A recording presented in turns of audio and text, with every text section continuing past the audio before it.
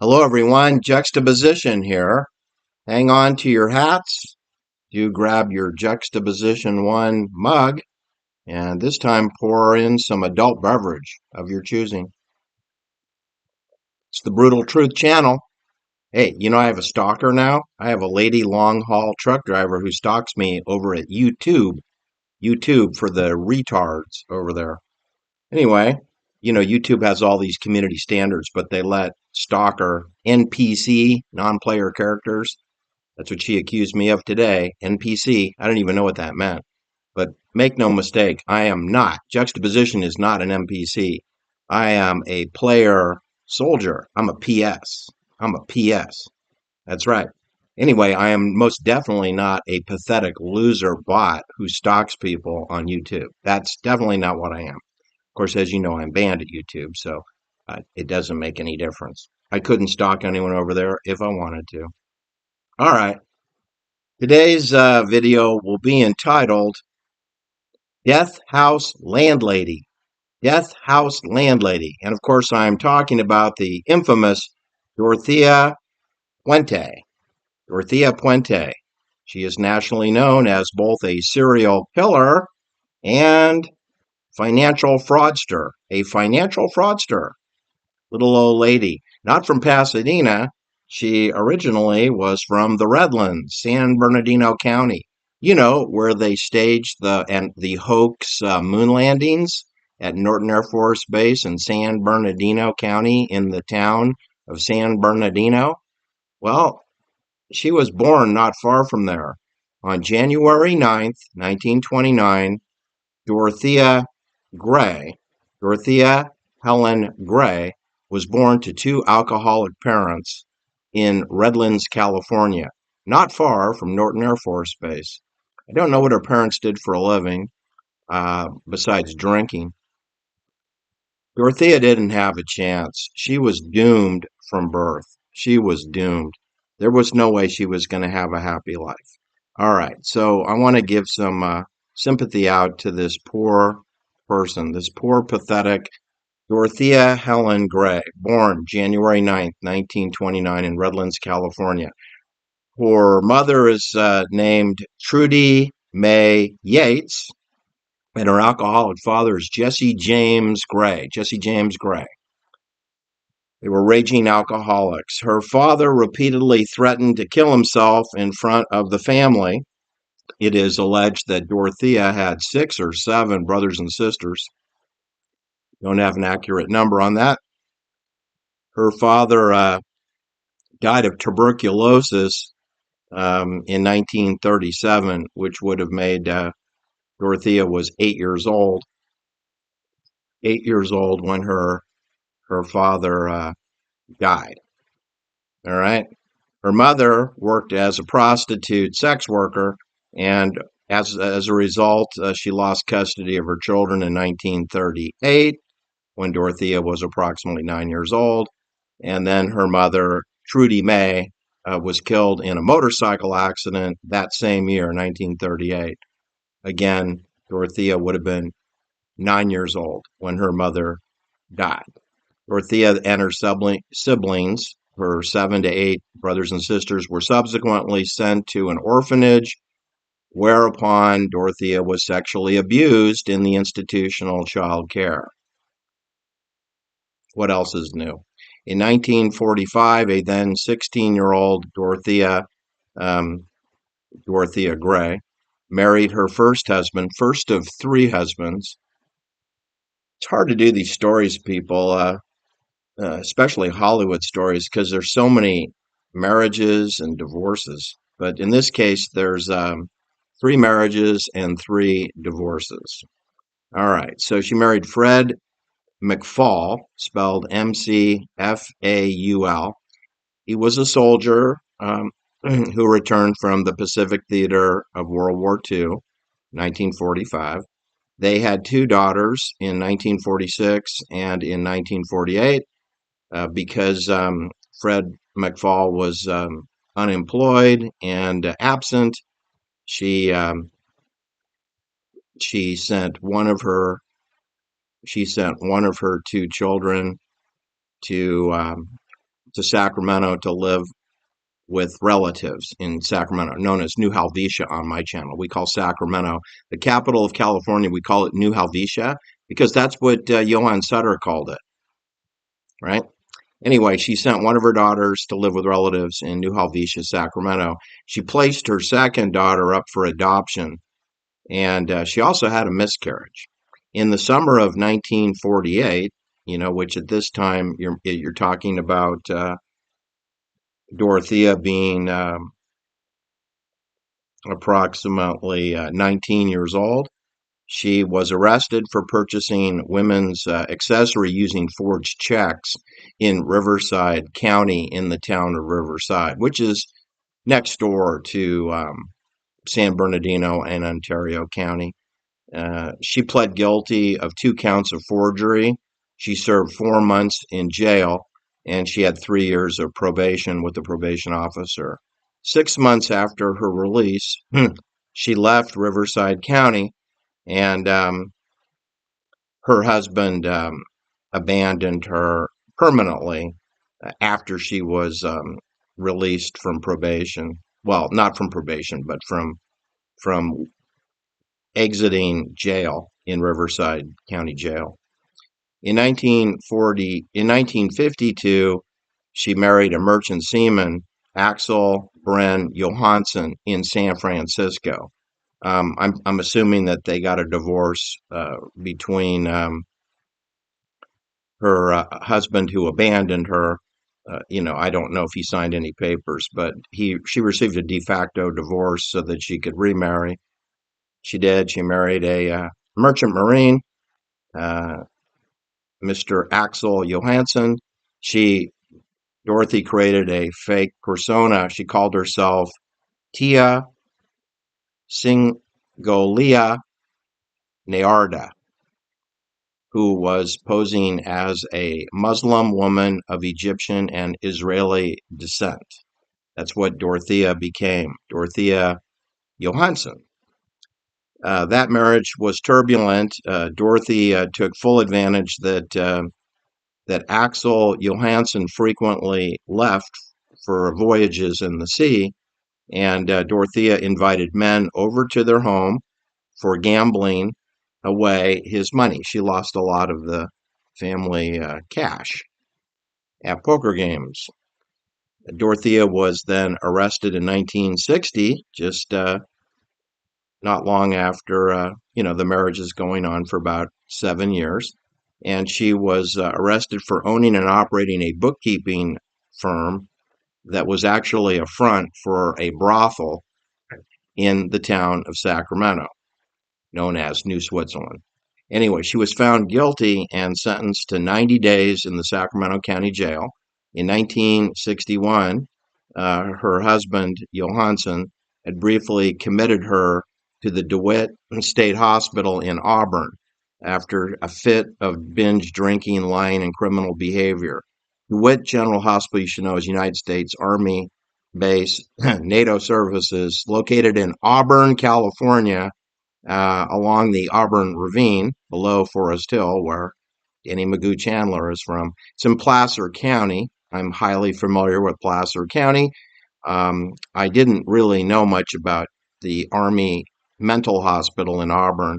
I do believe it still operates to this very day. Anyway, it was located at the corner of C Avenue and First Street in downtown Auburn. Auburn is a relatively intermediate sized city. Now, at the time that this happened, it was a small town. Auburn was a small town in 1960. And they had a lot of rattlesnakes. I know my uncle had his right index finger amputated after being bit by a rattlesnake out of Auburn, California, in close proximity to DeWitt General Hospital, United States Army. That hospital was established in 1944 to care for troops returning home from overseas services that exhibited mental stress. I guess you call it battle fatigue. Anyway, that's where Dorothea was sent for a while. Her husband attempted to have her committed. That didn't work out. Um, you should know that while she was there, she was diagnosed by military doctors as being a pathological liar with an unstoppable personality. whatever that means. That's her professional psychiatric description by the Army doctors in Auburn, California, is that Dorothea Johansson was a pathological liar with an unstoppable personality. Dorothea and Johansson divorced in 1966, although she continued to use the Johansson surname for a while. Holding her identity, she assumed the name. She also had a pseudonym name called Sharon Johansson. So Dorothea Gray became Dorothea Johansson, who became Sharon Johansson. She then portrayed herself as a devout Christian. After having been a Muslim Egyptian Israeli, she became a Christian in 1966. She then established her new reputation as Sharon Johansson as a caregiver, providing young women with sanctuary from poverty and sexual abuse at no charge, whatever that means. So she became a caregiver of young, wayward women. In 1968, Dorothea then married for the third time, this time to Roberto Jose Puente. This is where she got her name, Puente. After 16 months of marriage, they separated. 16 months, under a year and a half. Dorothea claimed that she was subjected to domestic abuse by Roberto Jose. She attempted to serve him with a petition for divorce, but Roberto Jose Puente fled to Mexico, and the divorce was never finalized until 1973, 5 years after their wedding.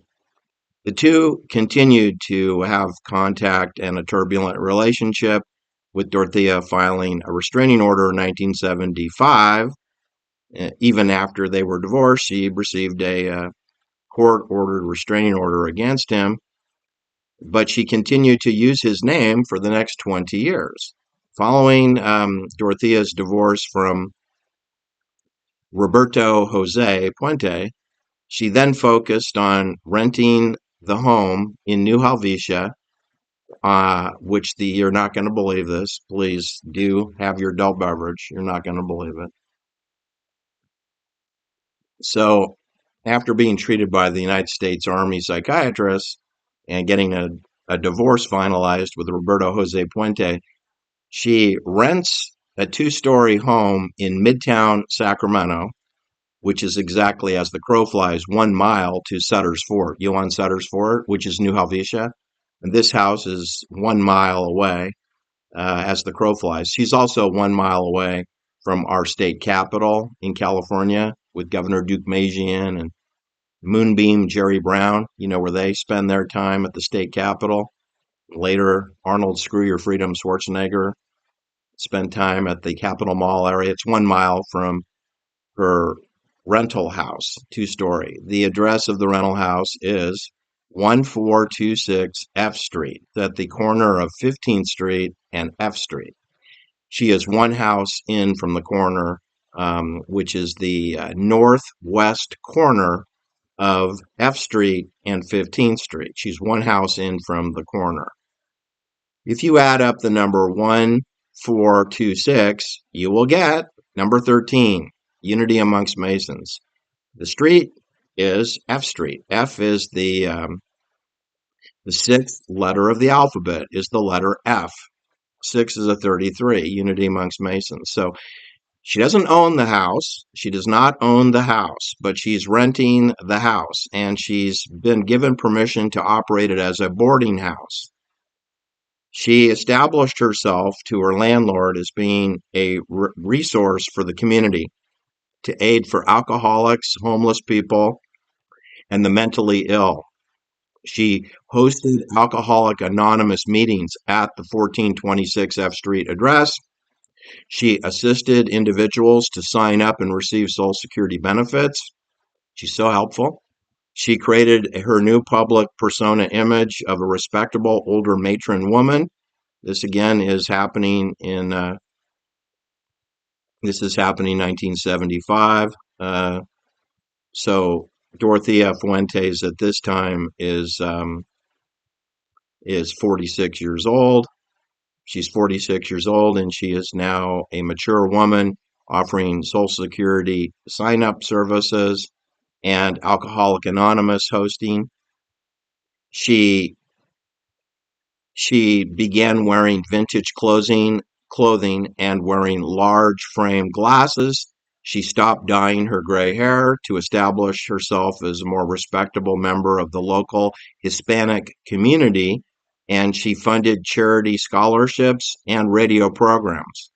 You should know that she also danced with Jerry Moonbeam Brown, who was the governor of California, and Governor Duke Majan, a conservative Republican, um, where Jerry Moonbeam is a liberal Democrat. She danced with both the liberal Democrat governor of California as well as the conservative Republican governor of California. Being only 1 mile away from the Capitol building, she hosted fundraising charities and scholarships. She eventually met and married for the for the fourth time. She married Pedro Angel Montev- Montalvo. Montalvo, Montalvo. Pedro Angelo Montalvo. Although Montalvo immediately, abruptly left the relationship just 1 week after the marriage. So it's almost kind of a non-starter annulment, if you ask me.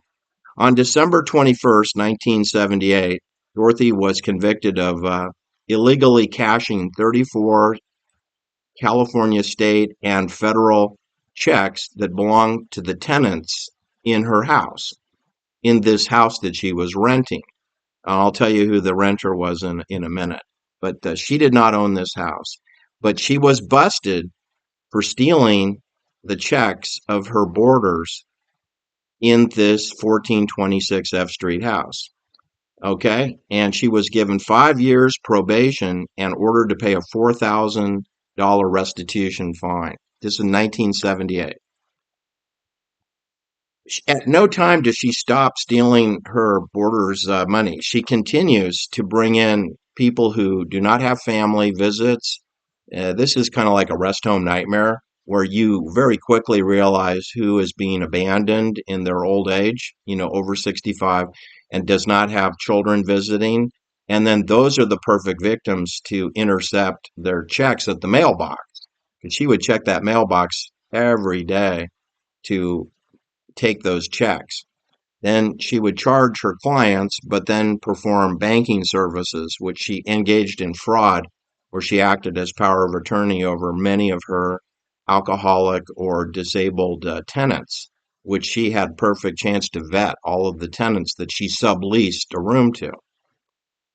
All right. Now, she was eventually charged with 9 murders.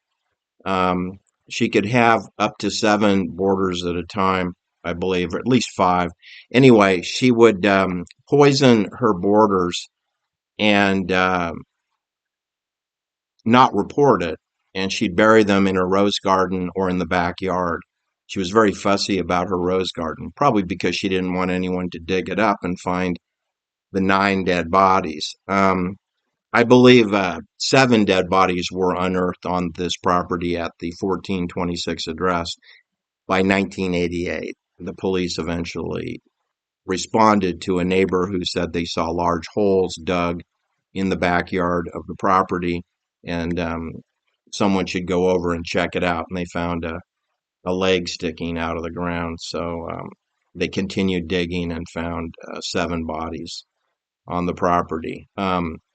Dorothea Puente did what every good American would do, like Rebecca Grossman or Scott Erickson, for example, or Paul Pelosi would do.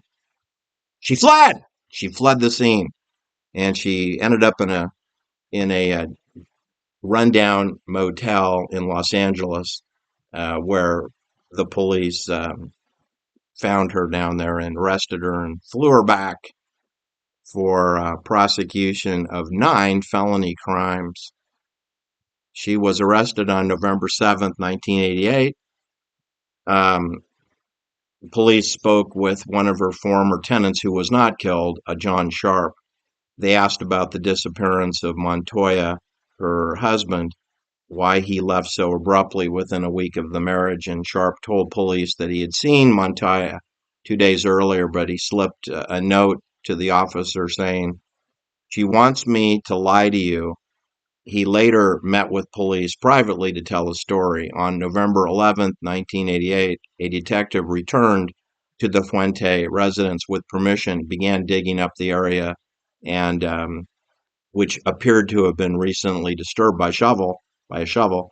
And 30 minutes later, they discovered their very first body. Hours afterward, Dorothy Puente fled from the police, and on November 13th, 1988, an all points bulletin was issued for her arrest.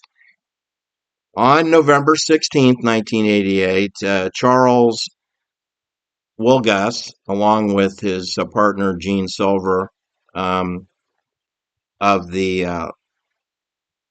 CBS Broadcasting, alerted the police.